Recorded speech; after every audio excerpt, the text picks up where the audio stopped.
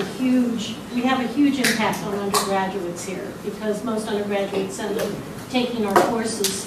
We're in the process right now of revising our shared learning outcomes for the program, but we've been working actually on developing separate goals as well for the preparation for college writing, but some of the goals or ideas behind our curriculum in general are things like inquiry or asking questions, discovery, and communication. I mean, I know those sound simple, but those are really actually, we think, quite complex. And I think that our courses in general are informed by this idea that you cannot teach students to write for just one thing. If you teach them a 5-paragraph essay or you teach them, how to write an argument, chances are if they go into certain majors, every major they go into is like a different door, a different opening. Every class they take will be different. So what we're interested in more are teaching our students what we think of as transferable skills. Skills that they can apply to different kinds of classes, different kinds of writing situations. So a lot of them, the work that we do is around that idea of transferability. Some of the things we want them to be able to transfer is what we call rhetoric, very loosely, to always look for whenever you have a writing prompt or writing challenge of any sort, to look for things like genre. What kind of writing? Is it a lab report, or is it a case study, or is it a business memo? What kind of writing is it?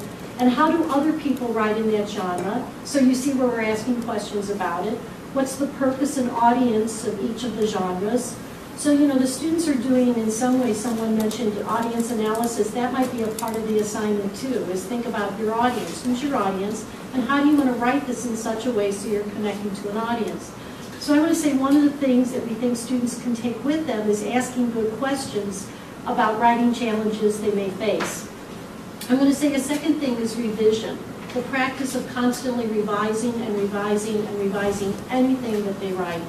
And that involves writing things sometimes in pieces and then putting the pieces together and to learn how things might be arranged in some way that makes sense given the audience and purpose. So it might be that kind of thing. And we also are firm believers, I think, in our department that writers learn a lot by reading other writers and by commenting on other writers as peer reviewers. So the more you read and comment and work with other writers to see if they're meeting their goals of who the audience is, what the purpose is, how well they're organizing their overall writing, then in turn you internalize that so you're a sharper and more critical reader of your own work. So I would say revision is the second sort of implicit practice or goal of our program. And then another one is reflection, that there's a lot of reflection on the steps that we take all the way to the end to an end product, that there's a lot of what did you learn from this assignment, what could you take forward. I just did something because they just turned in their second paper, so I had a little exercise we wrote in class where I said, what did you learn from writing this assignment? And they all wrote about that. And then we put on the board all the things that they said they learned from writing that assignment.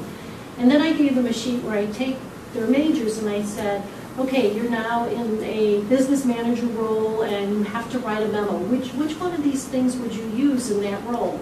So they have to imagine, oh, I might use arrangement, I might use this, I might use that. So they're thinking about how they can use the tools in the future, how they transfer them to other occasions.